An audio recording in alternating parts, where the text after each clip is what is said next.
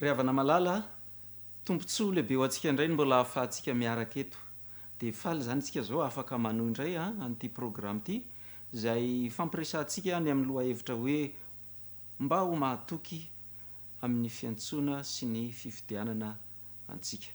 Mialohan'ny hidirantsika amin'izay ho tsahivitsika kely ilay omaly fa izay koa no ampiditra antsika amin'ny androany hivavaka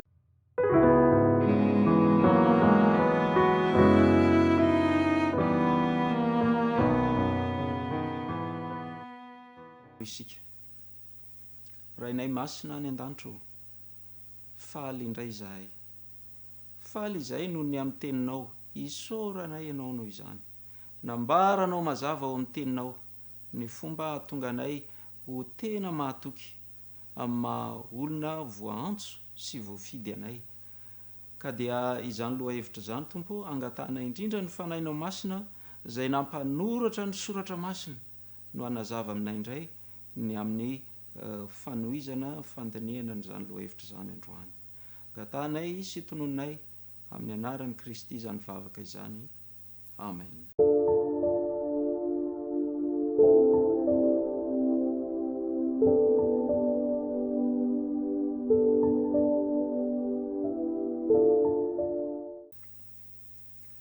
Omaly zany tsika ry havana malala raha ohatra ka tsahivitsika fohy dia ny lohateny hoe mahatoky amin'ny asa tsara, amin'ny asa tsara, izany hoe tsy hoe rehefa mino dia ampy izay ka ny asa izay ataoko ny asan'ny finoako tsisy ifandraisany fa rehefa mino dia ampy, tsy izay izany araka ny resantsika teto omaly fa tena mila mamovo mendrika ny fibebahana isika rehefa nibebaka natao batisa ary tafiditra ho anisan'ny olom-boafidy dia misy asa mifanaraka amin'izany. Nresantsika omaly hoe anisan'izany ny fankatoavana ny didin'Andriamanitra satria ny Apokalipsy 4:12 dia milaza hoe ny olona masina izay manam-paharetana dia mitandrina ny didin'Andriamanitra sy ny finoana an' Jesosy. Ka miaraka zany izy roa, ny didin'Andriamanitra sy ny finoana an' Jesosy. Ary tafiditra ao anatin'ilay hoe mahatoky amin'ny asa ihany koa, tsy hoe tsy manao andriana, tsy manao andriana, tsy manao andria, satria ny didin'Andriamanitra tsy miresaka fotsiny hoe aza manao an'izao na aza manao an'izao, fa maniraka ihany koa izy hanao ny asa tsara. Zay ilay hoe tiava an Jehovah Andriamanitra ao amin'ny fonao rehetra, ny sainao rehetra, ny fanahinao rehetra, ny herinao rehetra, dia tiava ny namanao tahaka ny tenanao. Noho izany dia raha misy zavatra tokony nataontsika kanefa tsy nataontsika dia mbola eloka fahotana eo anatrehan'Andriamanitra ihany koa zany. Zay zany ilay hoe mahatoky eo amin'ny asa tsara. Androantsika dia jery ny loha hevitra hoe mahatoky amin'ny ady tsara ny finoana. Misy ady atao ary mba iresantsika mikasika an'io ady io dia isitona ny sainao ary havana malala. Raha ohatra moa zany ka misy roalahy, lehilahy anankiroa miady, tena miady hifamono mihitsy, zay ny tanjona hoe tsy hoe ohatran'ireny le miady hoe rehefa mba nandresy aloha dia ampy izay, fa hoe maty io androany, maty koeto io androany, zay ny tanjona. Zay ny tanjon'ny an-dany dia zay koa ny tanjon'ny ankilany. Dia izy anankiroa ireo nefa samy mitazona fiadiana maranitra, tonga dia aminona mihitsy.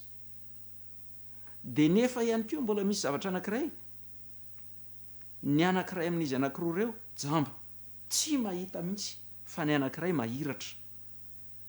Ifamono zava-maranitra, ifamonoana avy hatrany mihitsy. Dia fa azonao an-tsaina hoe iza no resy dia iza ny andresy amin'izany. Fa zao miatrika ady tena tokony hatrena amin'ny fomba entitra sy fomba matotra mihitsy isika, satria ilay fahavalo miady amintsika tsy hitantsika maso izy, ary tsy hoe tsy hitantsika maso fotsiny izy, fa itsika tena tsy mitovy, tsy azo ampitahina aminy mihitsy raha ny hery izay ananantsika. Izy mahita antsika, izy mahery noho itsika, izy manana tsilontsaina ambony lavitra noho izay takatritsika olombelona, zany io fahavalo zay divantsika io. Kanefa ny tanjony de ny anapotika atsika ho very mandrak'zay, tsy hoe ny aina fotsiny, ny aintsika fotsiny, fa ny momba atsika rehetra ho very, ho levina, ho faty mandrak'zay. Zay ny tanjony.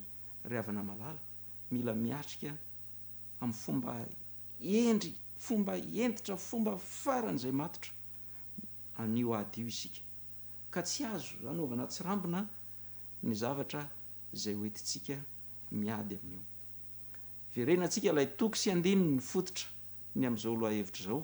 Apokalipsy toko 4:20 de ny andininy, apokalipsy toko 7:20 azafady, de ny andininy 4:20. Apokalipsy toko 7:20 ny andininy 4:20 de zao ny voalaza ao: ireo de hiady amin'ny zanak'ondry, ary ny zanak'ondry aresy azy, satria tompony tompo sy mpanjakany mpanjaka izy, ary aresy azy koa zay momba azy dia olona voantso sy voafidy ary mahatoky. Isy hery fahefana voalaza eto, hiady amin'ny Kristy, hiady amin'ny zanak'ondry. Jerevy tsara am'zany a, lay tompony tompo sy mpanjakany mpanjaka aza nanaovan'ny fihekana ny hiady aminy, hifanapotika aminy. De mazava ho azy fa resy moa izy teo anatrehan'zany. Ny fomba tokana ahafahantsika mandresy dia isika miaraka amin'ny Kristy, miara mandresy any Kristy. Izy hoe aresy azy koa zay momba azy dia olona voantso, voafidy ary mahatoky. Ravana malala, io ady io zany a, ny fomba tokana zay ahafahantsika miatrika an'io ady io dia isika tena tafaraka tanteraka amin'ny Kristy. Ny apôstôly Paoly dia nanao fanambarana zay veriko fa anisan'ny fanambarana miezinezina avy amin'ny apôstôly Paoly ihany koa. Afaka nyteny an'izany izy. Zao ny voasoratra amin'ny Timoty 2:4 andininy 7. Timoty 2:4 de ny andininy 7. Horesantsika raha ve hoe tsika koa ve mba afaka hanao an'izany fanambarana ohatrany nataony apôstôly Paoly zany.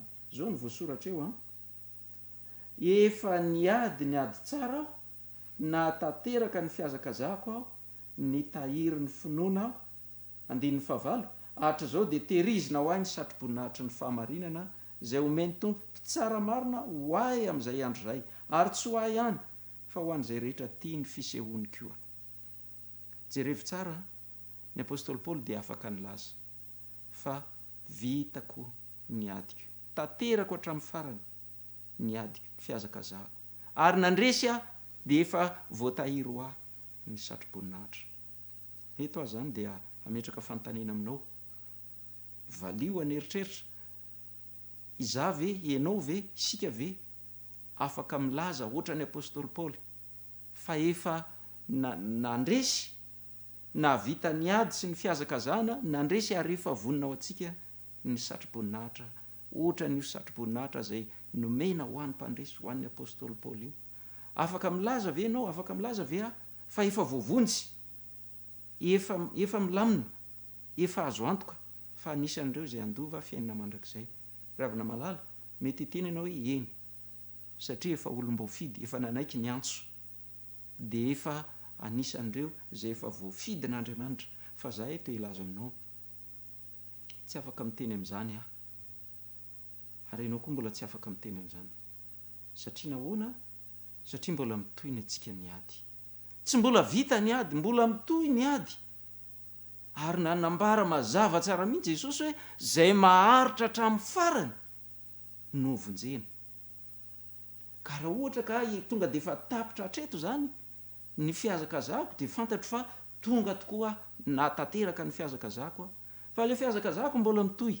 Noho izany namaranantsika ny lohahevitra omaly de hoe miasa amin'ny tahotra sy ny ovitra ahatanteraka ny famonjenanao. Tsika rehetra zany zao de tena mbola tokon'ilay tena amin'ny tahotra sy ny ovitra mihitsy no entintsika miatrika nyity ady tsara ny finoany ity.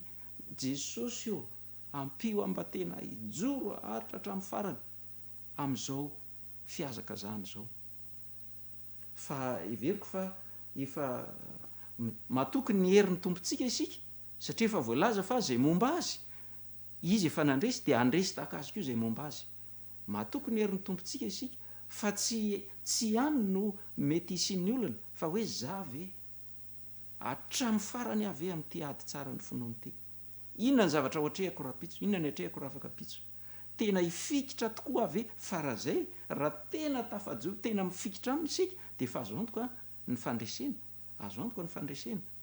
Fa isika zany zao aty amintsika no ipetrahan'ny resaka. Voalohany indrindra aloha ilay fandresena resahany eto dia fandresena mila tena izy tena mandresy. Averiko indray mandeha tsy avy amin'ilay tompony tompo sy mpanjaka ny mpanjaka no misy faharesena tapatapany na faharesena tsy feno, fa miankina amin'ny fomba fanarahantsika azy. Matio 5:5-7 dia nanao fanambarana mahitsy mivantana izy, fa fanambarana mahery vaika ihany koa nataon'io tompontsika io lay zanak'ondry, lay mpandresy, lay arahantsika. Matio 5:5-7 dia zao ny fanambarana nataony: koa amin'izany aoka ho tanteraka ianareo toy ny fahatanterahany rainareo zay any an-danitra.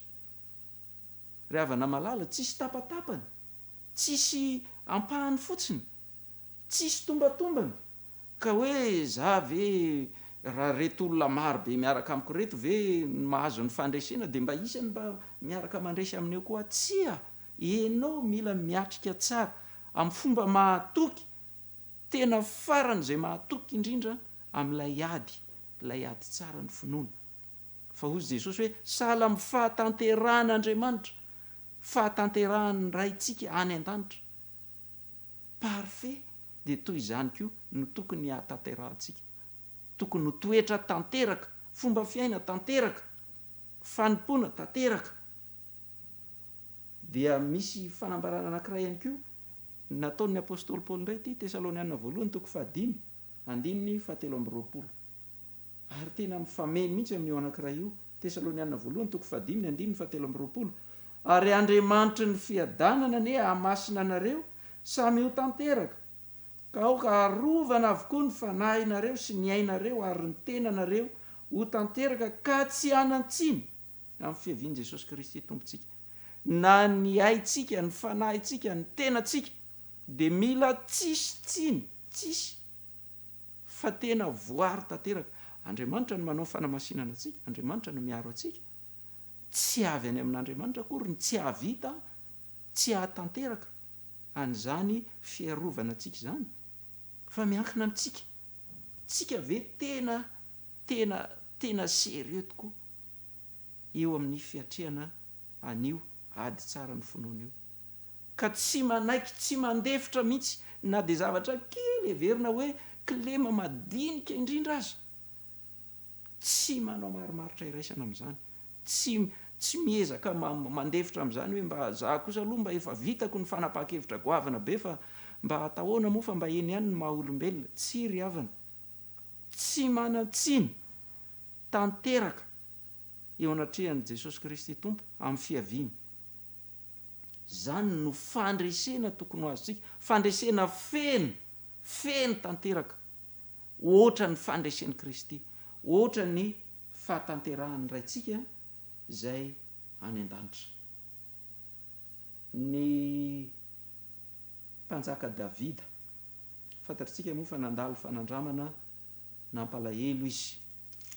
Davida ilay mpiady mahery, Davida ilay nandresy Goliata, Davida ilay natsoiny ilay tononkiranyireo vehivavy mpiray firenena tamin'izany fotoana izany hoe i Saoly nahafaty arivarivo fa Davida nahafaty alinalina. Dia nisy fotoana izy resy izy, fa saingy tsy nijanona teo amin'izany faharesena izany izy, tsy nijanona teo amin'izany toerana izany izy, niarina izy. Nanantona an'Andriamanitra, nitady vonjy tamin'Andriamanitra tamin'ny fomba farany izay aingana malaky, ary dia nibebaka tamin'Andriamanitra izy. Salamo 1:5 no nitanisa ny tanisany ny vavaka fibebahana zay nataony dia nosoratany voasoratra ato amin'ny soratra masiny zany ary soa ihany soratsika be deaibe Andriamanitra fa voatanisao io mba ahafahantsika mba mahazo sary an-tsaina ny amin'ny tena fibebahana marina. De zao ny voalaza amin'ny 1:10. Salamo 1:5 ny 1:10. Am'rony fomadio ao Andriamanitra ary avaozy iorina marina ny fanahiko atao anatiko. Ravina malala Davida mihitsy nambarany tamin'ny voambolana arak'izay nitarihiny fanahy azy ny tonim-bavaka ny amin'ny fandresena zay tokony ho azony na nylona ny faharesena de niarina izy mba azo fandresena vaovao de ozy hoe avaozy iorina marina ny fanahiko.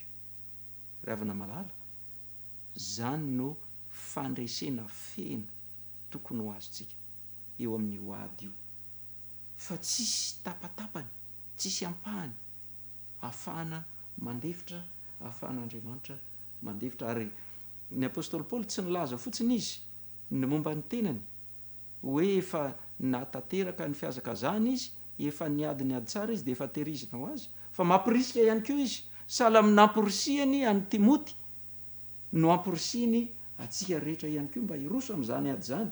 Timoty 1:9 de zao ny fanambarana nataony.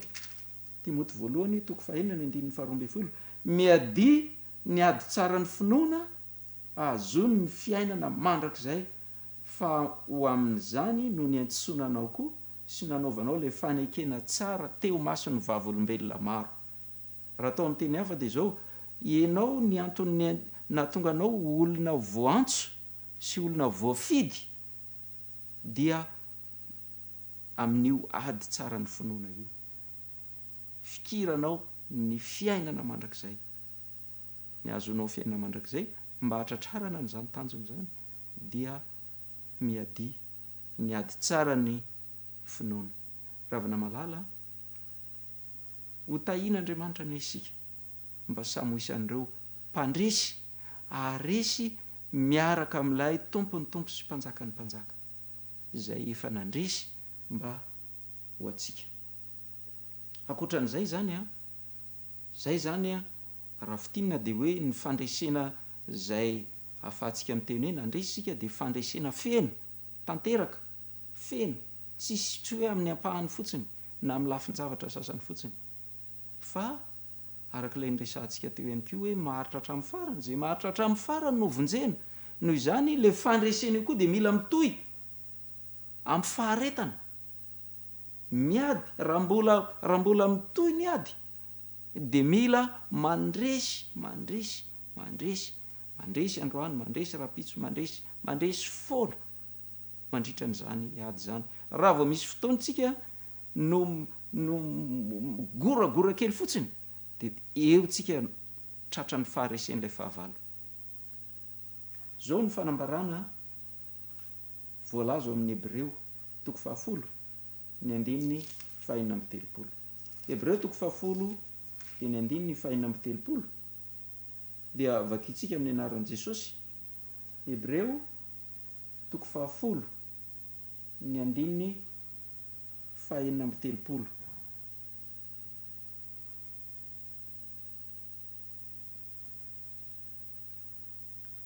Azafady Jakoba 5 de ny 2:1. Jakoba 5 de ny 2:1. Zao ny voasoratra Jakoba 5 de ny 2:1.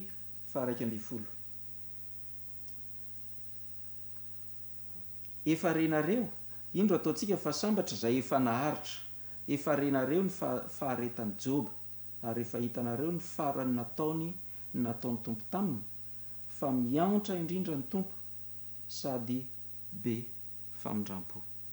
Faharetan'i Joba anisany ohatra zay niraisina teto. Raha tamin'io Joba no tsy nanana faharetana dia mazava ho azy tsy ho azo ny fandresena. Resy teo izy. Ilayntsika ny misintona lesona amin'ny tantarany Job io. Tsy ho voavakitsika hatramin'ny antsipiriany. Ary akoatra ny famakiana azy dia mila saintsaina adiadiana lalina hatramin'ny antsipiriany. Raha tena tiatsika ny ahitan'izany hoe ohatry ny ahoana marina moa zany ny alehibean'ity ady tsara ny finoana zay fanaovana amin'ilay fahavalo ity. Ny zavatra azo antoka aloha tamin'ny tantaran'i Job dia zao, Andriamanitra teo amin'ny Job foana izy. Nahita tsara nanatry maso ny zavatra rehetra izy. Navela ny Satana hiasa amin'ny asa ratsiny teo amin'ny Job, fa tsy navelany kosa ho irery Job. Teo foana izy, na dia tsy niaro ny asan'ny Satana azy izy, dia efa voalanjalanja ny tanan'Andriamanitra kosa le. Ohatran'izany ny ady tsara ny finoana ry hava-malala. Miatrika ady isika, fa zao Andriamanitra eo foana. Ary rehefa hitantsika tamin'ny omaly, ny valisoa nomen'Andriamanitra, ny mpanompony mahatoky. Anisan'izany ny Job. Misy andininy anankiray ihany koa ty, Jakoba toko voalohany ny andininy 12. Jakoba toko voalohany ny andininy 12. Sambatra zay olona naharitra fakapanahy, fa rehefa voazahan-tetra izy dia andray ny satroboninahitry ny fiainana zay nolazain'ny tompo omena zay ty azy. Mahafinaritra nge izany tenin'Andriamanitra izany ry hava-malala. Tsy olana zay zavatra mety hiseho amiko, fa zao efa Andriamanitra mihitsy no miteny, sambatra ny olona zay mahavita miatrika tsara, maharitra, manam-paharetana, manoloana an'io ady io. Ho azony ny satroboninahitra. Fanampanantena ny tompo, ho ataony zany, omeny zany. Sambatra ianao, sambatra tsika raha ohatra ka manam-paharetana eo amin'ny fanaovana an'io ady io. Ka dia zao Hebreo toko 12:1 ange ho vakitsy ihany koa aoka mba tsy andefitra anome fangorana ny tenanao hoe de efa mafy loatra ty mahazo aty, aiza ve ka dia zao foana. Nisy ranabavy anankiray zay nifampiresaka tamiko vao tsy ela, dia tena navita io moa arakaraky ny habeny eo am-po ny tenenany vava, dia niteny mihitsy izy hoe za zany dia tena hatramin'ny fahazazako, dia hatramin'ny fotoanako rehetra za teo anivon'ny ray aman-dreniko, dia hatramin'izao za efa aty amin'ny tokantranoko zao, dia sedra foana, fisedrana foana, sedra foana. Ry havana malala, na inona zavatra niatra tamin'ny tenanao ny azo antoka dia zao mpandresy ny anaranao raha tena mifikitra eo amin'ny tompo ianao. Mpandresy, ary mpandresy mandrakizay sambatra zay olona maharitra, fa andray satroboninahitra izy zay fanampanantenan'ny tompo omena azy. Vakitsika Hebreo toko 12 ny andininy voalohany. Hebreo toko 12 andininy voalohany. Ko amin'izany, satria misy vavolombelona maro be toy izany manodidina antsika tonyrao, dia aoka isika hanaisitra zay rehetra mitambesatra amintsika mba amin'ny ota zay malaky mahazo antsika, ary aoka isika hiazakazaka amin'ny faharetana amin'izao fiazakazahana filokana napetraka eo anoloantsika izao. Io zany manamafy an'le hoe mila fandresena feno. Aoka zay ota malaky mahazo anao, mety nisy fotoana angamba aza vao aingana, vao tsy ela, vao talohany zao mihitsy ianao mbola resy tratra ny fahalemena, dia resy indray. Fa manomboka izao ry havana malala, zao nitorevitra ny tenin'Andriamanitra, ny ota zay malaky mahazo antsika dia aoka hiala tanteraka izany. Vitatrio, fanapaha-kevitra feno. Dia hoy ianao hoe tsy resiko mihitsy angely izy pasteur, tena tsy resiko mihitsy. Ny voalazan'ny soratra masina ry havana, zay rehetra tena nandray an' Jesosy dia izy no manome hery mba hatonga anao ho tena zanak'Andriamanitra. Feno, tsisy zavatra tapatapa ny fanamboarana nataon'i Jesosy amintsika. raha tena feno ihany koa ny fanoloran-tenantsika. Angamba mety tsy vitanao no mandresy ny fahalemenao, fa ho vitanao kosa no misafidy manolo tena feno tsisy ambonamo, tsisy réserve, fa tena feno manolo tena ho an'ilay tompo ny tompo sy mpanjaka ny mpanjaka. De ho hitanao ny fandresena zay omeny anao, ka de izay zavatra rehetra mitambesatra mety tsy ahavitatsika hatramin'ny farany, tsy ahafahantsika mihazakazaka amin'ny faharetana, mila miala daholo zany, mila esorina daholo zany. Ry havana malala, teny fikasana mahafinaritra ohatran'izany no men'Andriamanitra atsika, teny fikasana tsara. Ary eto aho za de mbola hanampy, tsy za moa zany fa ny tenin'Andriamanitra. Jerevy tsara ange ny voasoratra amin'ny Jakoba toko voalohany andininy fahatelo. Jakoba toko voalohany andininy fahatelo.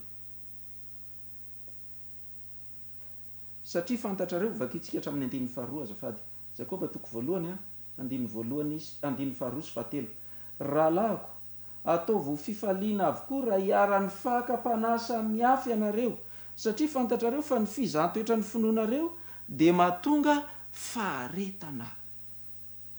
Raha ny tena marina zany de zao, reny fakam-panahy sy fizahantsoetra reny de tokony ho fifaliana ho atsika mihitsy, satria manampy atsika anam-paharetana eo amin'ilay ady tsara ny finoana. Ary reny nefa tsy mila tediavina, reny tsy mila karoana hoe ahoana reny, ny amin'ny hoe hafanampo sy ny zotom-po eo amin'ny fanompona an'Andriamanitra, mety mila ezaka zany avy eo amintsika, fa ny hoe fizahantoetra sy ny fakam-panahy zay tonga eo amintsika tsy tediavina tsony zany, tsy tonga de efa tonga ho azy eo amin'ny fiainantsika zany.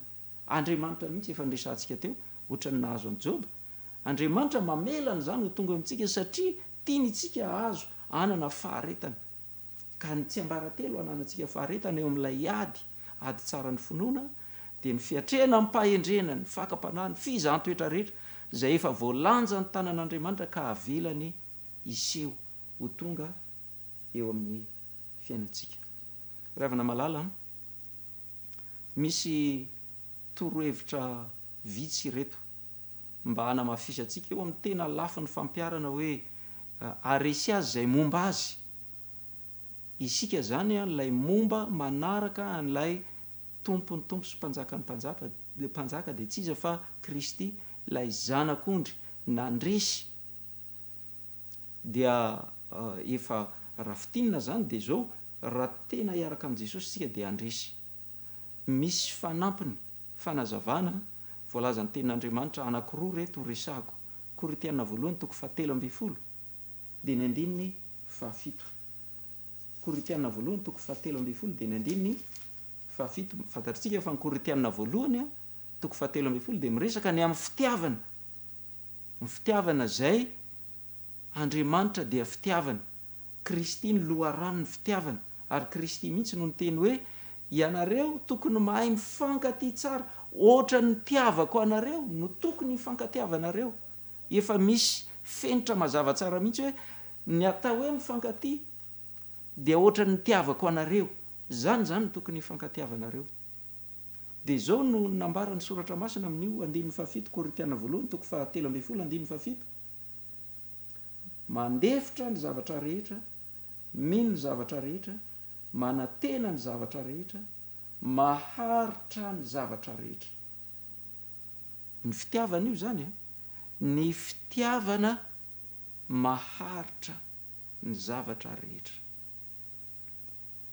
Ny olona tsy manam-paharetana zany dia banga eo aminy io lay fitiavana io.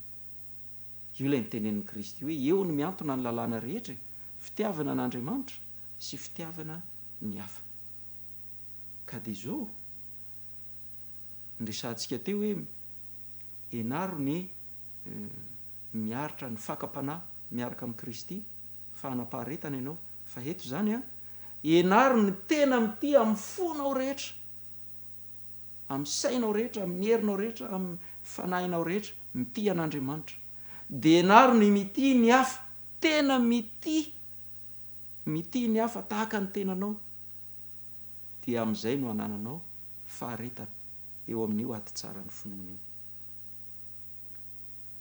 Ny ady tsara ny finoana ry hava-malala, raha miaraka amin'ny Kristy aho zao dia azoko antoka fa handresy aho zao, fa mbola fanontaniana mipetraka amiko hoe tena ohatry ny ahoana ny andreseko raha ohatra ka mbola omeny Kristy 5 taona eto amin'ity fiainana ity, na mbola omeny Kristy 30 taona eto amin'ity fiainana ity, mbola eto amin'ity tany pahavaly ity, zany hoe mbola hiady amin'io fahavalo io, ka azo fandresena feno amin'ny fotoana mitohy, tsisy hoe etsy izy mba manao congé kely aloha tsy miady amin'ilay fahavalo io, tsy manao congé zany izy ary tsy matory io na andro na alina.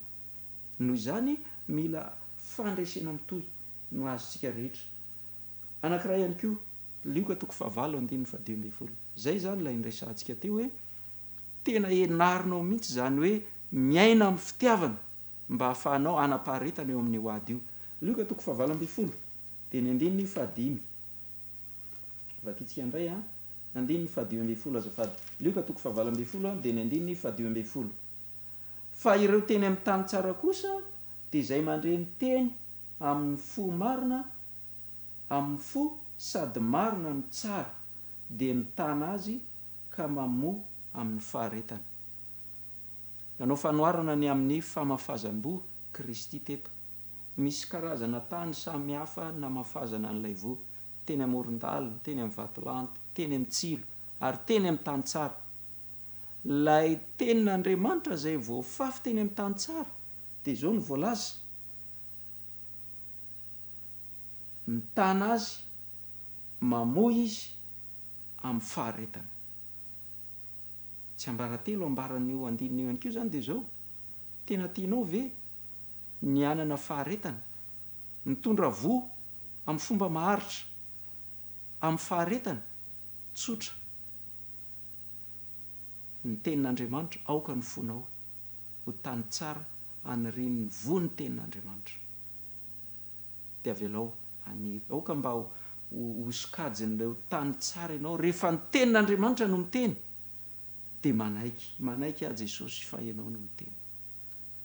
Ndresantsika moa izy io zany, efa ndresantsika foana io tany aloha, efa mivakitsika teto tany aloha ilay Timoty 2 toko 7:4 hoe ny soratra masina natao hanitsiana izay diso, fa ry havana malala, mivavaka mafy ho anao mivavaka mafy ho antsika rehetra mba tena hiaina arak'izay voalaza ny tenin'Andriamanitra.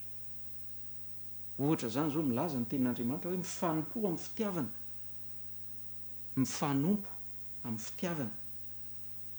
Tena tapa-kevitra tokoa ve tsika hanao an'izany? Tapa-kevitra tokoa ve ianao hanao an'izany?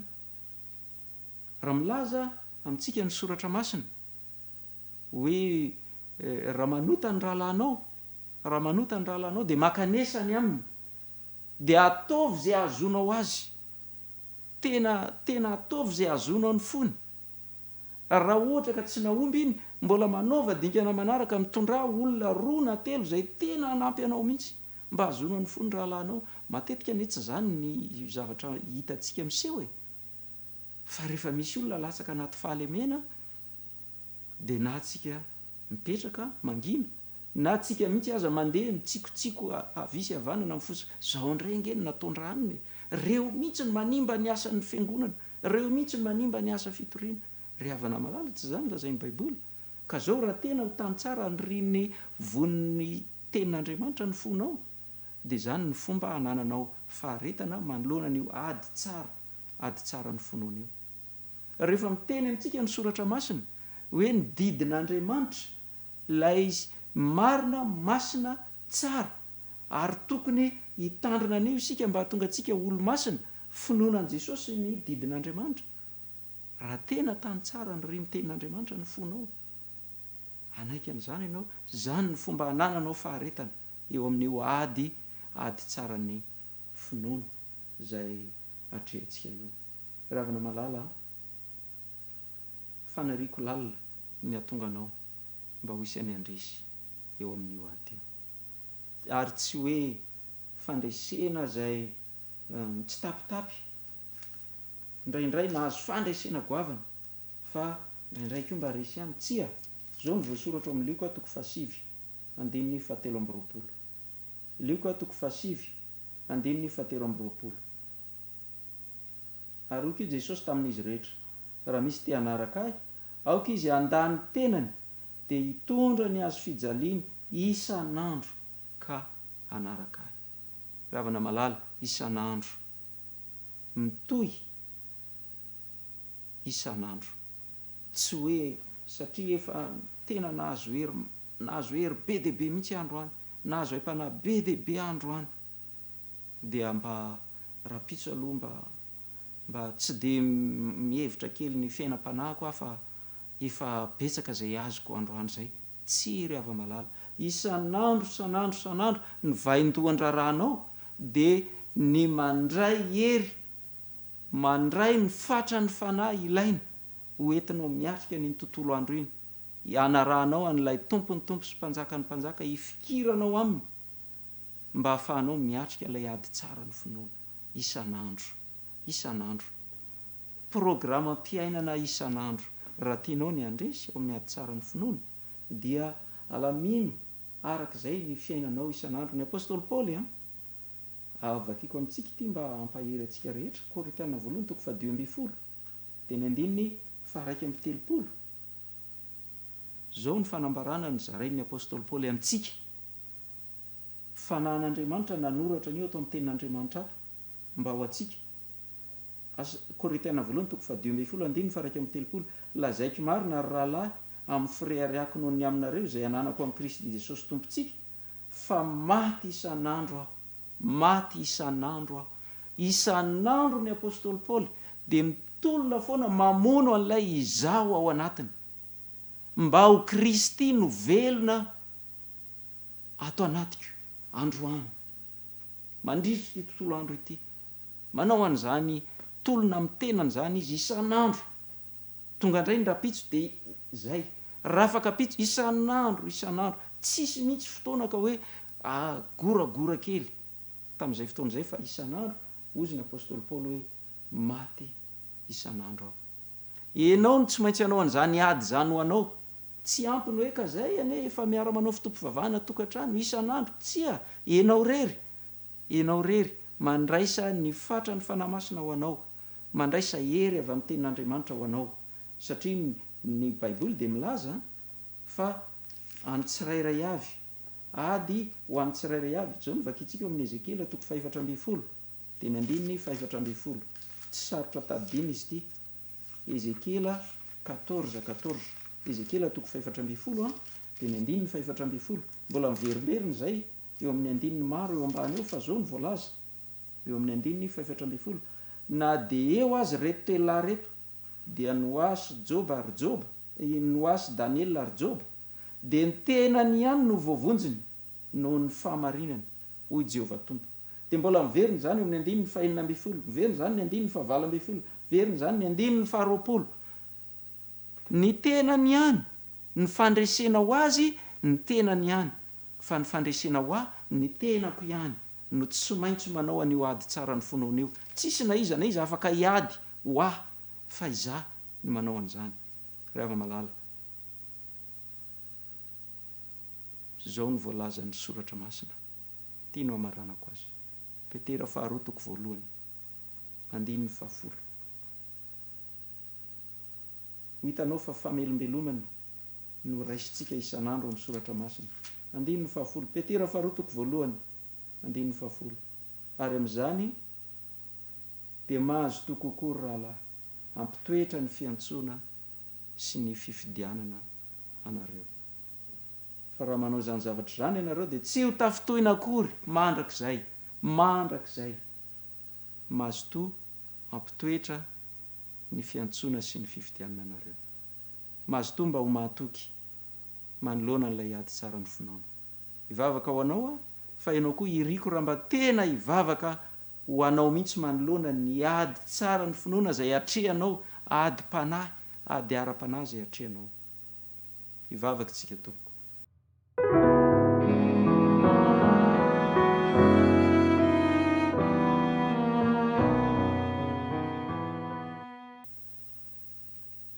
Raha rainay any an-danitro sotranao izahay satria tsy nafeninao anay ny zavatra rehetra nambaranao miariary fa manana fahavalongeza lahy tsy horesinay mihitsy izahay ary nambaranao fa mila mahazo fandresena amin'ny fomba mitohy amin'ny fomba maharitra dia nambaranao ihany koa ny fomba azonay an'izany fandresena izany dia tsy iza fa ilay Kristy zokinay tomponay tompony tompo sy mpanjaka ny mpanjaka ny fifikiranay aminy amin'ny fomba feno tanteraka no azonay an'izany fandresena izany.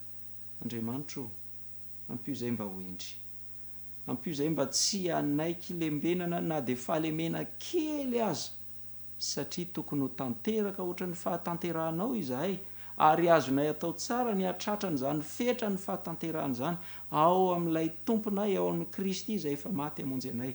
Andriamanitro hitahy anay rehetra nenao ka noho ny fahasoavan'i Kristy dia samy ho mpandresy izay rehetra. Io ny mpiaino tsirairay avy izay nanaraka n'ity fandarana ity ho fotoana voatahy manokana ho anay rehetra an'izao ary mba ho fotoana andraisanay ny fanapahan-kevitra feno mba ho isan'ireo izay mahatoky amin'ny fifidianana anay izay rehetra. Tononoko sy angatahako amin'ny anaran-tsoan'i Kristy izany vavaka izany. Amen.